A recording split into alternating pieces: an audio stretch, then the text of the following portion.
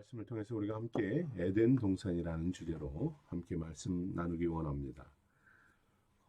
오늘 본문의 말씀은 하나님께서 여섯째 날 창조하신 일들 중에서 조금 더 사람 창조에 대한, 인간 창조에 대한 그 내용을 좀 더 상세하게 소개하는 말씀입니다. 그만큼 여섯째 날 인간 창조가 중요한 내용이기 때문이지요. 하나님께서 인간들과 어떤 관계를 맺으시고, 그리고 인생들은 어떻게 하나님과 인격적인 관계를 맺으며 살아가야 하는가를 말씀하는 내용이죠. 무엇보다 하나님의 말씀이 선포되고 명령될 때에 우리가 어떻게 반응해야 하는가, 이것을 교훈하고 있는 것입니다. 에덴 동산을 만드시고 첫째 인간 아담과 하와를 만드신 하나님은 바로 오늘 우리에게도 말씀하고 있는 것이지요. 하나님의 말씀에 어떻게 반응할 것이냐라는 것입니다. 오늘 이것을 우리가 결단하는 이러한 시간 되기를 원합니다.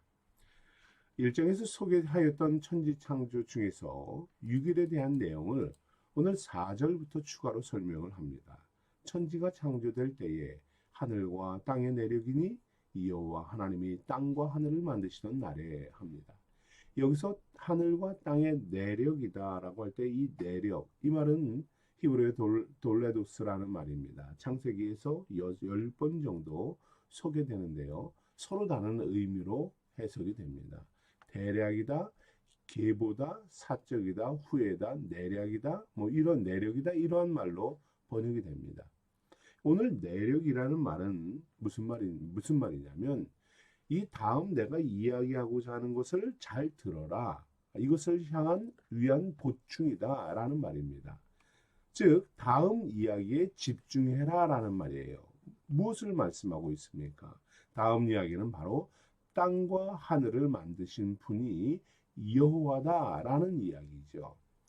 창세기 저자 모세는 천지창조를 설명하면서 가장 중요한 핵심을 가장 먼저 설명합니다. 이것을 절대로 놓치지 않습니다.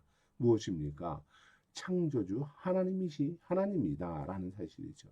모세는 1장에서 창조주 하나님을 엘로힘이라고 소개합니다. 1장 전체에서는 엘로힘 하나님만 나오고 있어요.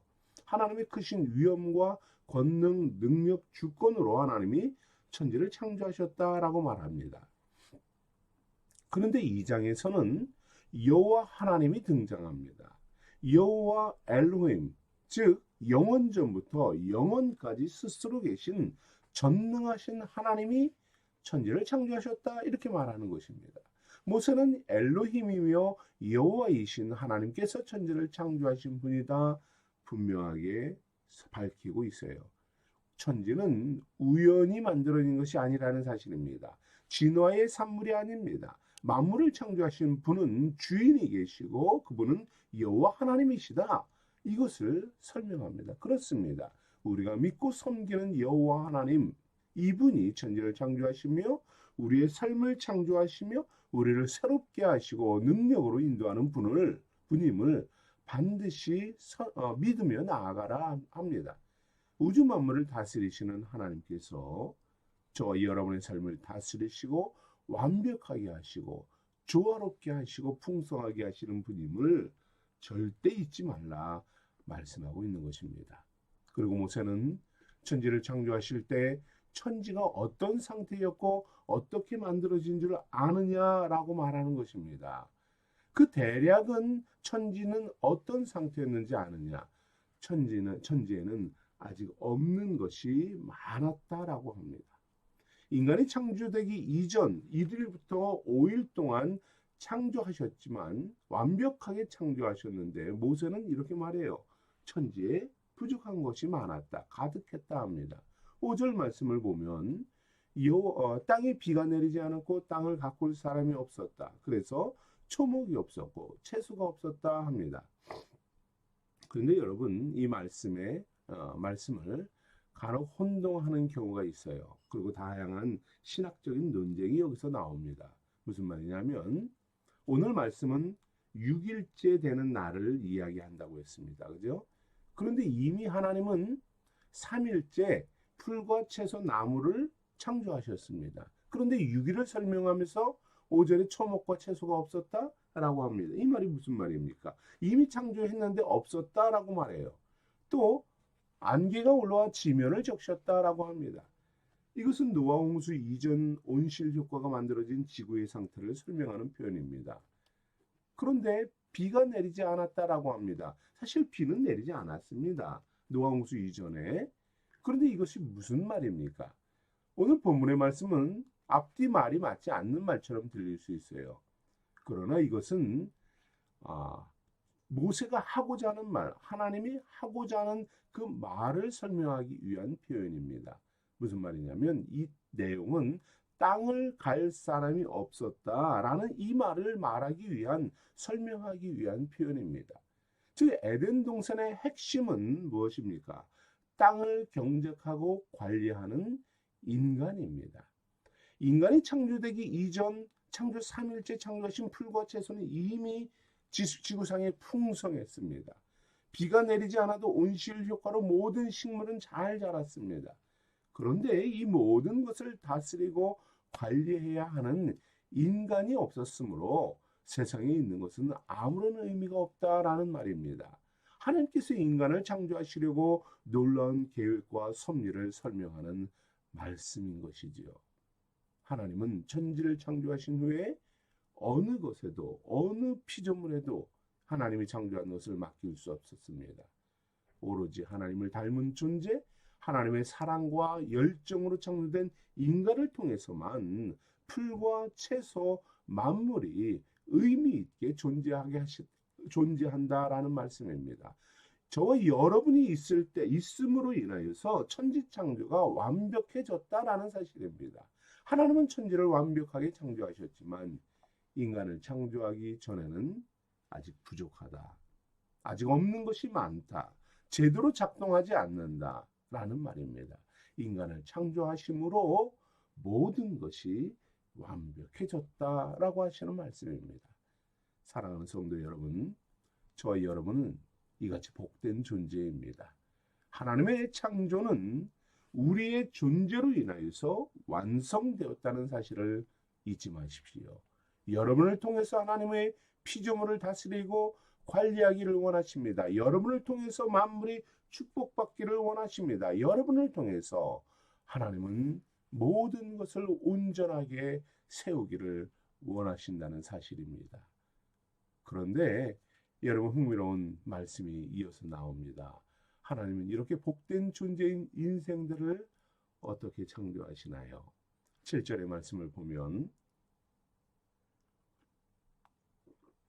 여호와 하나님이 땅의 흙으로 사람을 지으시고 생기를 그 코에 불어넣으시니 사람이 생명이 되니라 합니다. 인간은 무엇으로 만들어졌나요? 흙으로 지어졌어요.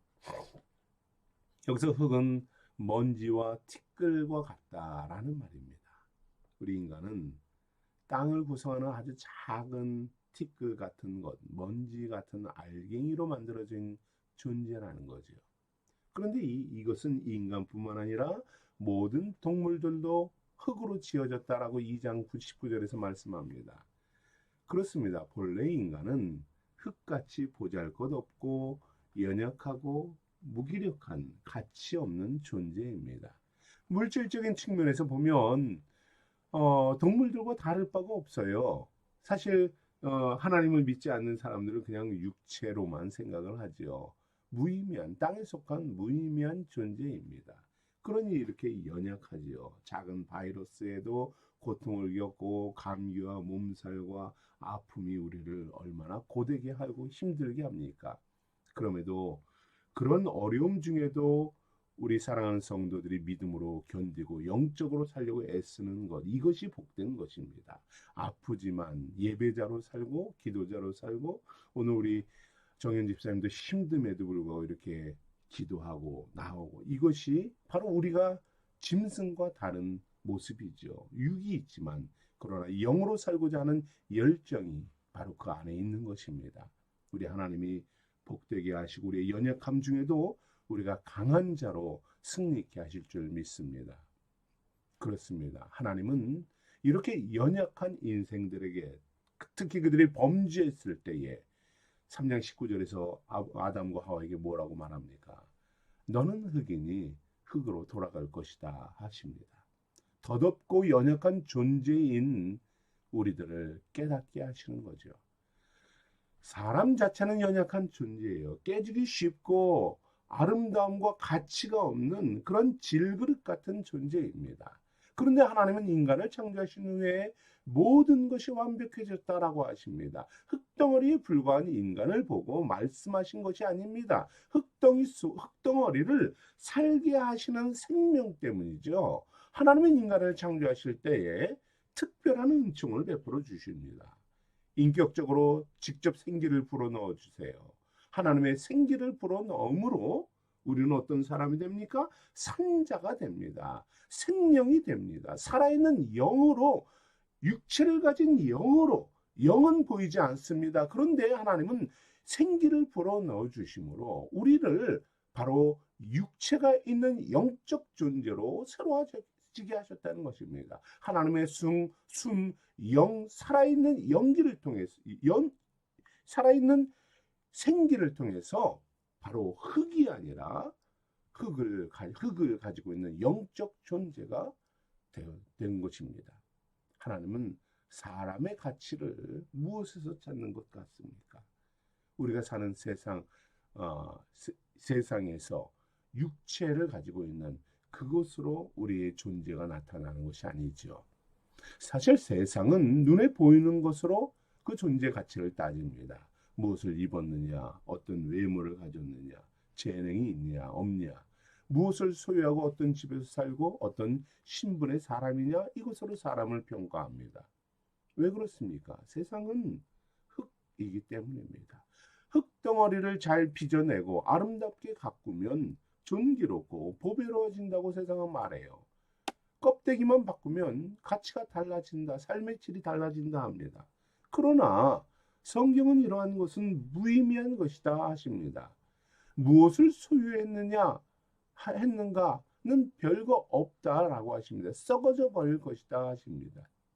왜 그렇습니까? 흙덩어리는 흙덩어리예요. 아름다운 색깔을 칠해봐야, 꾸며봐야 무너지고 썩어져 버리고 연약해서 고통만 있을 뿐이지요. 만약에 인생들이 노아홍수처럼 이전처럼 1000년을 산다 칩시다. 그래도 생기가 없으면 흙덩어리에 불과한 것입니다. 인생을 가치 있게 하는 것은 하나님의 영이요 생기라는 사실을 기억하십시오. 우리는 하나님의 영으로 풍성해져야 하는 것입니다. 우리 안에 하나님이 불어넣으신 생기가 우리 몸 구석구석을 채우게 해야 되는 것입니다. 우리의 삶이 하나님의 영으로 채워져야 하는 것이에요. 우리는 그때 생명 있는 자로 살게 되는 것입니다. 우리의 삶을 하나님의 말씀과 생기와 영으로 채울 때에 우리가 진정 사명자가 되고 하나님께 영광을 돌리는 삶을 살게 되는 것입니다. 하나님이 창조하신 본질대로 아름다운 사람, 하나님이 창조하시고 축복을 주신 그 축복을 누리는 사람, 창조를 완벽하게 성취하는 존재가 되는 것입니다. 하나님의 성품과 형상을 닮아가는 자로서 하나님의 영광과 존귀함을 드러내는 삶을 살게 되는 것이에요. 이런 인생들에게 하나님은 에덴 동산의 축복을 허락하십니다. 여호와 하나님이 동방의 에덴의 동산을 창설하시고 그 지으신 사람을 거기 두시니라. 에덴이란 말은 우아함과 기쁨, 즐거움이란 말이에요. 하나님은 에덴을 보기에 아름답고 맛있는 과일들을 맺는 나무가 자라게 합니다. 다양하고 맛있고 아름다운 열매들을 사랑스러운 인생들에게 양식으로 주셨습니다. 우리도 지금 참 수많은 과일들을 얼마나 맛있게 먹으며 풍요롭게 살아갑니까? 얼마나 감사한 일입니까? 그런데 하나님은 에덴 동산에 특별한 나무 두 그루를 심죠. 생명나무와 선악을 알게 하는 나무입니다.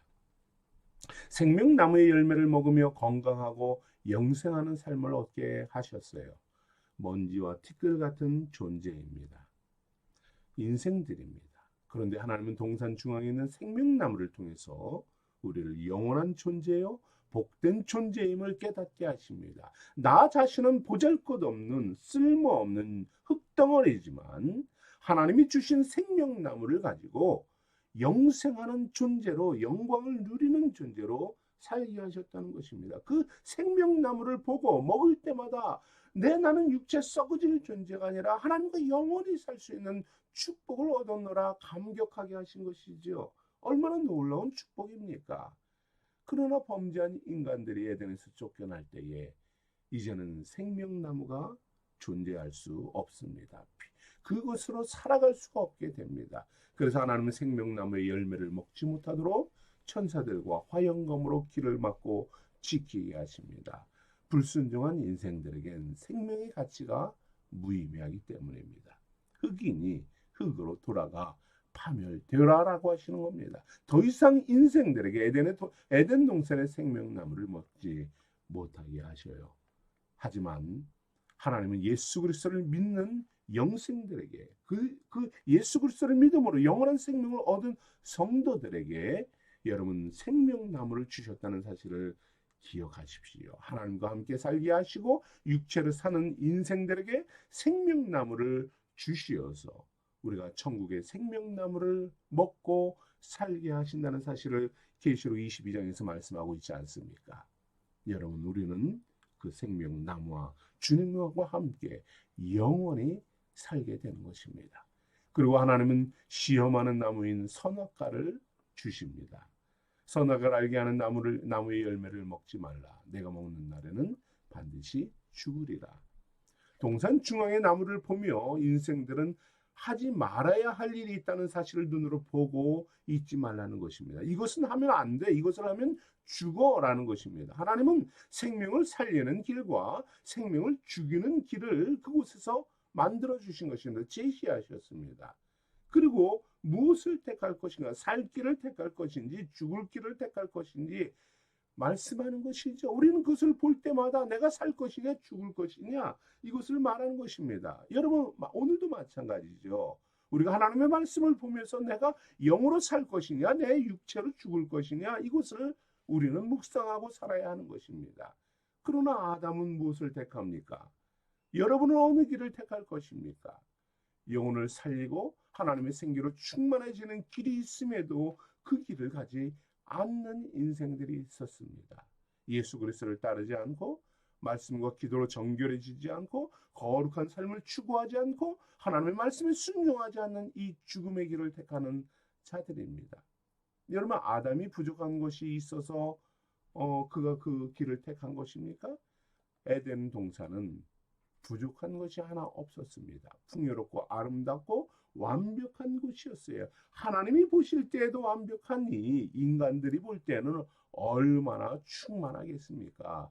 환경이 어렵고 부족하고 결핍되고 힘들고 고된 삶을 살기 때문에 죄를 짓는 게 아니에요.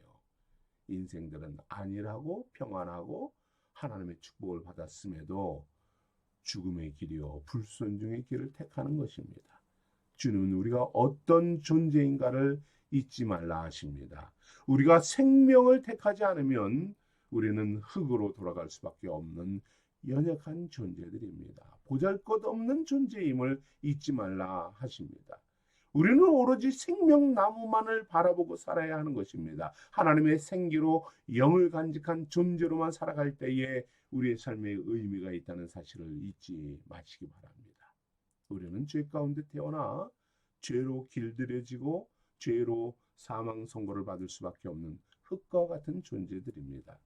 그러나 예수 그리스도의 사랑과 은혜로 아무런 자격 없는 우리가 하나님의 자녀가 되었습니다. 의로운 자들이 되었습니다. 생명 얻은 자들이 되었습니다. 영원한 생명나무를 누리는 존재가 되었습니다. 그리스도 안에서 그 말씀에 순종하며 살아가고 하나님의 아들과 딸로서 사랑하는 우리 생수의 성도들이 되기를 축복합니다. 우리 함께 기도하겠습니다.